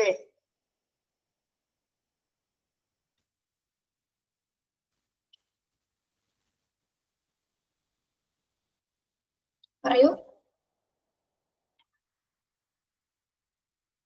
നമ്മൾ ഇത്രയും കാര്യങ്ങൾ ക്ലാസിഫൈ ചെയ്തു, ഓരോരുത്തർക്കും ഓരോ ടാസ്കുകൾ നമ്മൾ അസൈൻ ചെയ്ത് കൊടുത്തു. അപ്പൊ ഇത്തരത്തിലുള്ള ഒരു മാനേജ്മെന്റ് ഏത് രീതിയിലാണ് നമ്മൾ വിലയിരുത്തപ്പെടുന്നത്? ഏത് രീതിയിലാണ്? യെസ്, ഡെവലപ്ഡ് എന്നുള്ള ഒരു മീനിങ് ആണ് ഇവിടെ വരുന്നത് അല്ലെ. ഇന്റർനാഷണൽ റോൾ എന്ന് പറയുമ്പോൾ ഓരോ പീപ്പിൾസിനെ നമ്മൾ ക്ലാസിഫൈ ചെയ്യുന്നതിനനുസരിച്ചിട്ട് അവിടെ ഒരു ഇന്റർനാഷണൽ രീതി അല്ലെങ്കിൽ ഒരു സ്റ്റാൻഡേർഡ് ആയിട്ടുള്ള രീതിയാണ് അവിടെ മാനേജ്മെന്റിൽ നടക്കുന്നത്. ഓക്കെ, വളരെ സിസ്റ്റമാറ്റിക് ആയിട്ട്, സിസ്റ്റമാറ്റിക് അപ്രോച്ച് എന്ന് വെച്ചാൽ നമ്മൾ അന്തർദേശീയ തലത്തിൽ ചിന്തിക്കുന്ന പോലെ അന്തർദേശീയ തലത്തിൽ തീരുമാനിക്കുന്നത് പോലത്തുള്ള ഒരു ഓർഗനൈസേഷൻ സ്ട്രക്ചർ ആണ് ഈ മാനേജ്മെന്റിൽ അവർ കൊണ്ടുവരുന്നത്. അപ്പോൾ പീപ്പിൾസിനെ ക്ലാസിഫൈ ചെയ്യുമ്പോൾ എന്താണ് അത്തരത്തിലൊരു ഇൻവോൾവ്മെന്റ് ആണ് ആ മാനേജ്മെന്റിന്റെ അകത്ത് നടക്കുന്നത്. അത്രയും സ്റ്റാൻഡേർഡ് ഉണ്ടെന്നുള്ള രീതിയാണ് അല്ലെ, അത്രയും സ്റ്റാൻഡേർഡ് ഉണ്ടെന്നാണ് അവിടെ കാണിക്കുന്നത്. Okay, yes. അല്ലാതെ നമുക്ക് ഒരു ഓർഗനൈസേഷൻ തുടങ്ങുമ്പോൾ തോന്നിയ പോലെയൊക്കെ ക്ലാസിഫൈ ചെയ്ത് എന്താണ്, അതൊരു സാധാരണ ലോക്കൽ ലെവൽ ഓഫ് ഓർഗനൈസിങ് ആയിപ്പോകും അല്ലെ. ലോക്കൽ ലെവൽ ആയിപ്പോകും, ഏറ്റവും താഴെത്തട്ടിലുള്ള ലെവലിലായിരിക്കും ഓർഗനൈസ് ചെയ്യുന്നത്. പക്ഷെ അങ്ങനെയല്ല വേണ്ടത്. എന്താ വേണ്ടത്? സ്ട്രക്ചറിൽ സിസ്റ്റമാറ്റിക് ആയിട്ട് ഓർഗനൈസ് ചെയ്യണമെങ്കിൽ നമ്മൾ ഇത്തരത്തിലുള്ള രീതിയിൽ ക്ലാസിഫൈ ചെയ്യണം അല്ലെ. വളരെ സിസ്റ്റമാറ്റിക് ആയിട്ടാണ് ഇവിടെ ഓർഗനൈസ് ചെയ്തിരിക്കുന്നത്. നിങ്ങളൊന്ന് നോക്കിയേ, ഫസ്റ്റ് നമ്മൾ ഐഡന്റിഫൈ ചെയ്തു അല്ലെ, എന്തൊക്കെ പ്രവർത്തനങ്ങൾ വേണം, അതിനെ ക്ലാസിഫൈ ചെയ്തു. ആക്ടിവിറ്റീസ് നമ്മൾ ഗ്രൂപ്പ് ചെയ്തതിനു ശേഷം ഓരോ ഗ്രൂപ്പ്സിനും ഓരോ അസൈൻഡ് മാനേജേഴ്സിന് അസൈൻ ചെയ്ത് കൊടുത്തു. പിന്നെന്താണ്, അവിടെ നിന്ന് പിന്നീട് ഒരു ഗ്രൂപ്പിംഗ് നടന്നിട്ടുണ്ട്. അതായത് സെയിം ലെവലിലുള്ള മാനേജേഴ്സിന് ഹൊറിസോണ്ടൽ ഡെലിഗേഷൻ ആക്ടിവിറ്റീസ് കൊടുക്കുന്നു, അല്ലെങ്കിൽ ടാസ്കുകൾ കൊടുക്കുന്നു. പിന്നെന്താണ്, സുപ്പീരിയേഴ്സ് ടു സബോർഡിനേറ്റ് എന്ന കാറ്റഗറിയിൽ മറ്റൊരു രീതിയിൽ അവിടെ ക്ലാസിഫിക്കേഷൻ ചെയ്യുന്നുണ്ട്. അപ്പൊ തന്നെ എന്താണ് നമുക്ക് മനസ്സിലാവുന്നത്, വളരെ സ്ട്രക്ചേർഡ് ആണ്, വളരെ സിസ്റ്റമാറ്റിക്, ഒരു ഇന്റർനാഷണൽ റോൾസ് ആണ് അവിടെ കൈകാര്യം ചെയ്യുന്ന രീതിയിലാണ് അവിടെ ഓരോ ആക്ടിവിറ്റീസും ക്ലാസിഫൈ ചെയ്തിരിക്കുന്നത് എന്നുള്ള രീതിയിലാണ് അവിടെ അർത്ഥമാക്കുന്നത്. കേട്ടോ, മനസ്സിലായോ?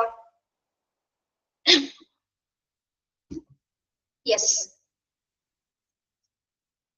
ഓക്കെ, ഇങ്ങനെയാണ് ഒരു ഓർഗനൈസിങ് ചെയ്യുക എന്ന് പറയുന്നത്. ഇനി ഓർഗനൈസേഷന്റെ ഒരു ഡെഫിനേഷൻ അവിടെ പറയുന്നുണ്ട്. JD മൂണിയുടെ ഒരു ഡെഫിനേഷൻ പറയുന്നുണ്ട്. Organization is the form of every human association for the attainment of common purpose and the process of relating specific duties or functions in a whole. According to JD മൂണി, അദ്ദേഹം എന്താ പറയുന്നത്? Organisation എന്താണെന്നാണ് അദ്ദേഹം പറയുന്നത്? Organization is the form of every human association for the attainment of common purpose and the process of relating specific duties or functions in a whole. അതായത് organisation എന്ന് പറയുന്നത് ഒരു ഹ്യൂമൻ അസോസിയേഷൻ ആണെന്നാണ് പറയുന്നത്. ഹ്യൂമൻ അസോസിയേഷൻ ആണ്, അതായത് പൊതുവായിട്ടുള്ള ഉദ്ദേശ്യങ്ങൾ കൈവരിക്കുന്നതിനും നിർദ്ദേശ ചുമതലകൾ അല്ലെങ്കിൽ എന്താണ് സ്പെസിഫിക് ഡ്യൂട്ടീസ് അല്ലെങ്കിൽ പ്രവർത്തനങ്ങൾ അല്ലെങ്കിൽ മൊത്തത്തിലുള്ള പ്രവർത്തനങ്ങൾ ബന്ധപ്പെട്ട പ്രക്രിയകൾക്ക് വേണ്ടിയിട്ടുള്ള എല്ലാ മനുഷ്യ കൂട്ടായ്മകളുടെയും രൂപമാണ് ഓർഗനൈസേഷൻ എന്നാണ് അദ്ദേഹം പറയുന്നത്. ഓർഗനൈസേഷൻ എന്ന് പറയുന്നത് ഒരു മനുഷ്യ കൂട്ടായ്മയാണ്, ഹ്യൂമൻ അസോസിയേഷൻ ആണ്. എന്താണ് അവിടെ നടക്കുന്നത്? Attainment of common purpose and process of relating specific duties. അതായത് എന്താണ്, പൊതുവായിട്ടുള്ള ഹ്യൂമൻ അസോസിയേഷന് പൊതുവായിട്ടുള്ള ആവശ്യങ്ങൾ നിറവേറ്റുന്നതിന്, അവർക്ക് എന്തൊക്കെ ആവശ്യങ്ങളാണോ എന്തൊക്കെ ചുമതലകളാണോ അവർക്കുള്ളത് നിറവേറ്റുന്നതിന് വേണ്ടിയിട്ട് നടക്കുന്ന ഒരു പ്രവർത്തനമാണ്, ഒരു കോമൺ പർപ്പസ് ആണ് ഒരു ഓർഗനൈസേഷൻ എന്ന് പറയുന്നത്. ഓക്കെ, അതായത് ഈ ചുമതലകളും പ്രക്രിയകളൊക്കെ നടത്തുന്നതിന് വേണ്ടിയിട്ട് നമ്മൾ എന്താണ് പ്രവർത്തനങ്ങളുമായി ബന്ധപ്പെട്ട ഒരു രൂപമാണ്, ഒരു ഡിസൈൻ ആണ് എന്ത് ഓർഗനൈസേഷൻ എന്ന് പറയുന്നത്. Okay, this organization is a form of every human association for the attainment of common purpose. Human association common purpose എന്ന് പറയുമ്പോൾ എന്താണ്, അവർക്ക് വേണ്ടിയിട്ടുള്ള സ്പെസിഫിക് ആയിട്ട് ഡ്യൂട്ടീസ് ആൻഡ് ഫങ്ഷൻസ് നിറവേറ്റുക അല്ലെ. എന്താണോ അവർക്ക് തന്നിരിക്കുന്ന അസൈൻ ചെയ്തിരിക്കുന്ന ഡ്യൂട്ടി അത് നിറവേറ്റുകയാണ് ഓർഗനൈസ് ചെയ്യുക എന്ന് പറയുന്നത്. നമുക്കൊരു കാര്യം പ്ലാൻ ചെയ്ത് തന്നു, ഇനി നമ്മളത് ചെയ്യുമ്പോഴാണ് അവിടെ ഓർഗനൈസ് ചെയ്യുക എന്ന് പറയുന്നത് അല്ലെ. നിങ്ങൾക്ക് ക്വസ്റ്റ്യൻ പേപ്പർ തന്നു, നിങ്ങൾ അവിടെ എക്സാം എഴുതുമ്പോഴാണ് നിങ്ങൾ അവിടെ ഓർഗനൈസ് ചെയ്യേണ്ടത്. നിങ്ങൾ അവിടെ പ്രാക്ടിക്കൽ ആയിട്ട് അത് ചെയ്യുമ്പോഴാണ് അത് എക്സാം കംപ്ലീറ്റ് ആ പരീക്ഷ എഴുതി പൂർണ്ണമായിട്ട് നിങ്ങൾ സബ്മിറ്റ് ചെയ്ത് കഴിയുമ്പോഴാണ് നിങ്ങൾ എന്താകുന്നത്, നിങ്ങൾ ഒരു കാര്യം പ്ലാൻ ചെയ്തു, പരീക്ഷയ്ക്ക് വേണ്ടി പഠിച്ചതാണ് പ്ലാനിങ് എന്ന് പറയുന്നത്. പ്രാക്ടിക്കലി നിങ്ങൾ പരീക്ഷ എഴുതണം, അതാണ് എന്താ ഓർഗനൈസിങ് എന്ന് പറയുന്നത്. പരീക്ഷ എഴുതി കംപ്ലീറ്റ് ചെയ്തതിന് ശേഷമാണ് എന്താ നിങ്ങൾ ഓർഗനൈസ് ചെയ്തു. ഓക്കെ, അങ്ങനെ നമുക്കൊരു എക്സാമ്പിൾ ഇവിടെ നമുക്ക് മനസ്സിലാക്കാം ഓർഗനൈസേഷൻ എന്താണെന്ന്. ഓക്കെ, മനസ്സിലായോ?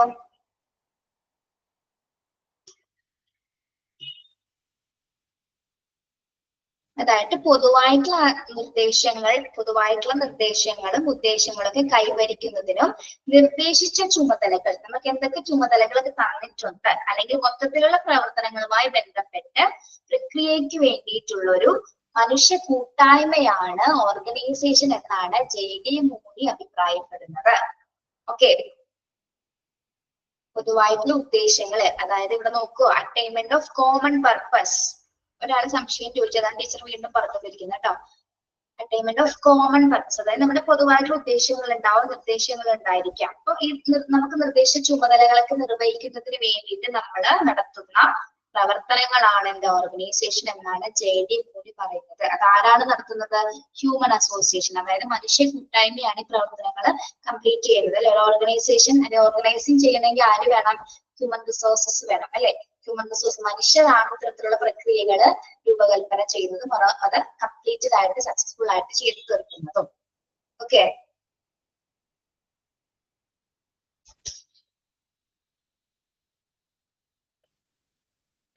മനസ്സിലായോ?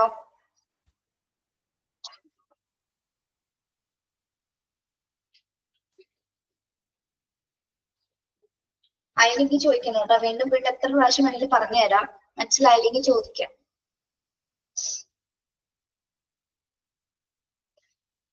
ഓക്കെ, യെസ്, ഇവിടെ ഒരു ക്വസ്റ്റ്യൻ വരാൻ ചാൻസ് ഉള്ളത് ഹൊറിസോണ്ടൽ ഡെലിഗേഷൻ എന്താണെന്നുള്ളൊരു ക്വസ്റ്റ്യൻ വരാം കേട്ടോ. ഹൊറിസോണ്ടൽ ഡെലിഗേഷൻ പ്രോസസ് എന്താണെന്നുള്ളൊരു ക്വസ്റ്റ്യൻ ചിലപ്പോൾ വന്നേക്കാം. അതുകൊണ്ട് അതൊന്ന് അണ്ടർലൈൻ ചെയ്തിട്ടേ കേട്ടോ. അതേപോലെ തന്നെ അതിന് മുന്നുള്ള paragraph, activities are then group together and each group of activities is assigned to dash. അങ്ങനെ ചോദിച്ച ആരാണ് വരുന്നത്? ആൻസർ ആരാ വരുന്നത്? ടു എ ഡാഷ് എന്ന് പറയുന്ന ആരാണ്? മാനേജർ കേട്ടോ. ഉണ്ടോ ഈ പാരഗ്രാഫിലെ ആക്ടിവിറ്റീസ്? ഓക്കെ, അങ്ങനെയും ഒരു ചോദ്യം വരാം കേട്ടോ അവിടെ നിന്ന്. ഇനി നമുക്ക് ഇതും കൂടി ഒന്ന് പറഞ്ഞിട്ടൊന്ന് അവസാനിപ്പിക്കാം.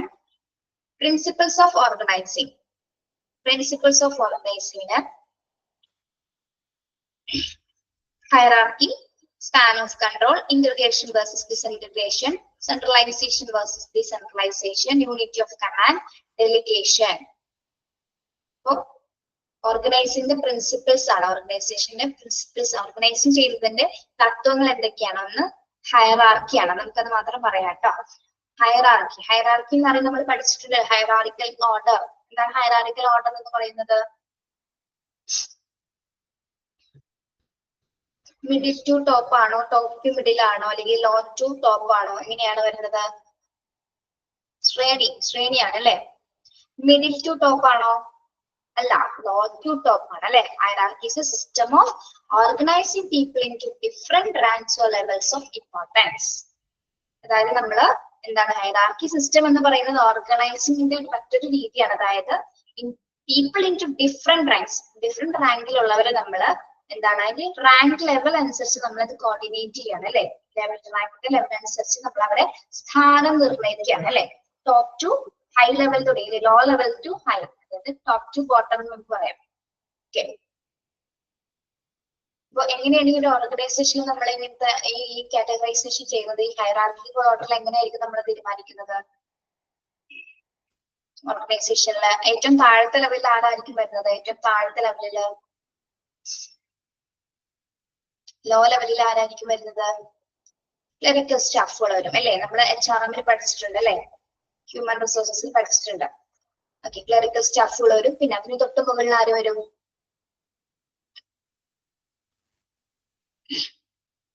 ആരാ വരുന്നത്?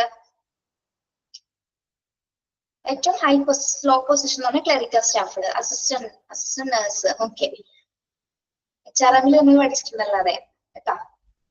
അസിസ്റ്റൻസ് വരും, then മെയിൻ ഹെഡ്സ് വരും. പിന്നെ എന്താണ് ഏറ്റവും ടോപ്പ് പൊസിഷനിൽ ആരായിരിക്കും വരുന്നത്?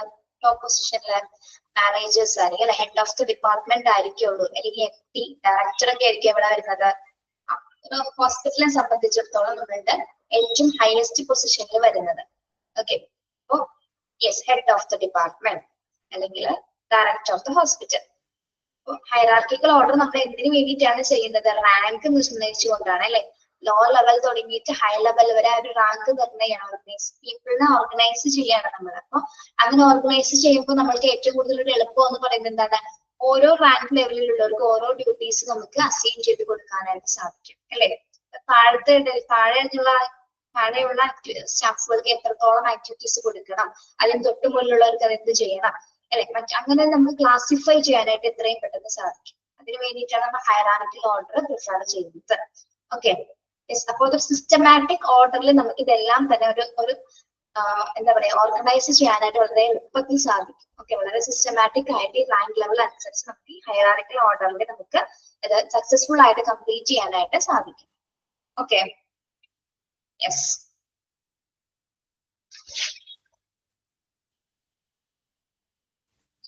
അവിടെ വരെ എടുക്കുന്നുള്ളൂ കേട്ടോ.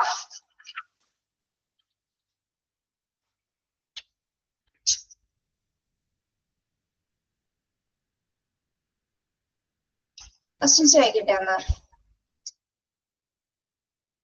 പ്രിൻസിപ്പിൾസ് ഓഫ് ഓർഗനൈസിംഗ് നമ്മൾ ഒരെണ്ണേ പറഞ്ഞിട്ടുള്ളൂ കേട്ടോ, ഹൈറാർക്കി മാത്രമേ പറഞ്ഞിട്ടുള്ളൂ.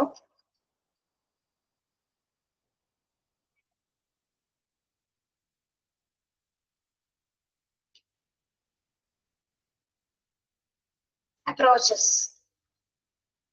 What is proactive planning? എന്താണ് പ്രൊആക്റ്റീവ് പ്ലാനിങ് എന്ന് പറയുന്നത്?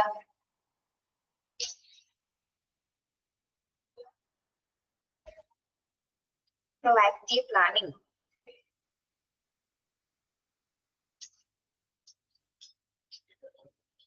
പറയൂ.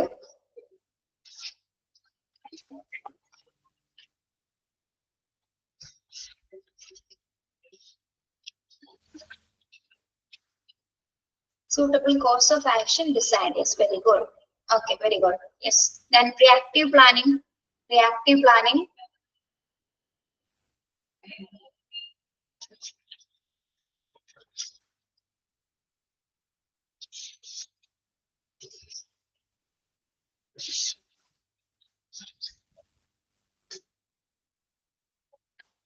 Planning after changes, done after environmental changes is very good.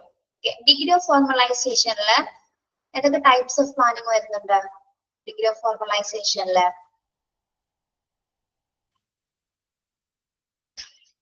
formal planning and informal planning. What is formal planning? Formal planning.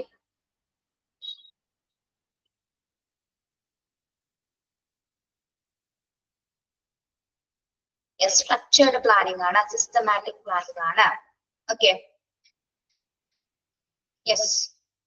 Informal planning. Informal planning. Unstructured planning. Informal planning is unstructured planning. Okay. Yes. Importance of contents in അടിസ്ഥാനത്തിൽ നമ്മൾ പിന്നെയും classify ചെയ്തിട്ടുണ്ട് അല്ലെ പ്ലാനിങ്ങിനെ. ഏതൊക്കെയാണ് importance of contents? അതായത് ഉള്ളടക്കത്തിന്റെ അടിസ്ഥാനത്തിൽ നമ്മൾ സ്ട്രാറ്റജിക് പ്ലാനിംഗ് എന്നും ഓപ്പറേഷണൽ പ്ലാനിംഗ് എന്നും രണ്ടായിട്ട് ഡിവൈഡ് ചെയ്യുന്നുണ്ട്. ഓക്കെ, സ്ട്രാറ്റജിക് പ്ലാനിങ്ങിന്റെ കാലപരിധി എത്രയാണ്? Time period. സ്ട്രാറ്റജിക് പ്ലാനിങ്ങിന്റെ ടൈം പീരീഡ് എത്രയാണ്?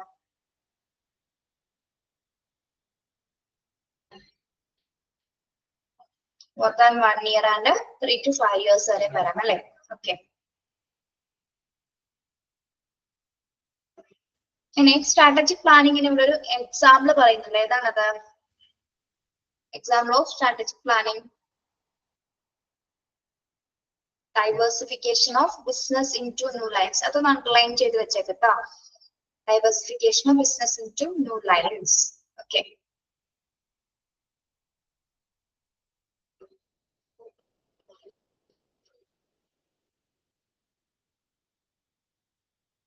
then delegation horizontally.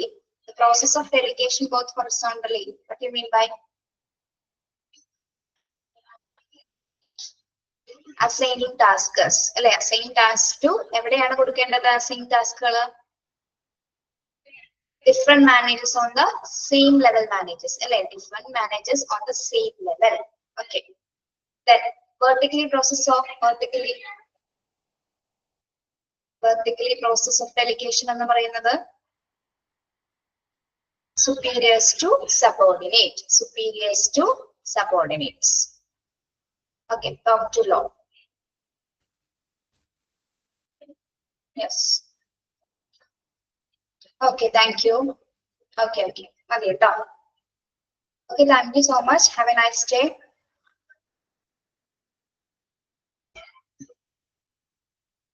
Yes.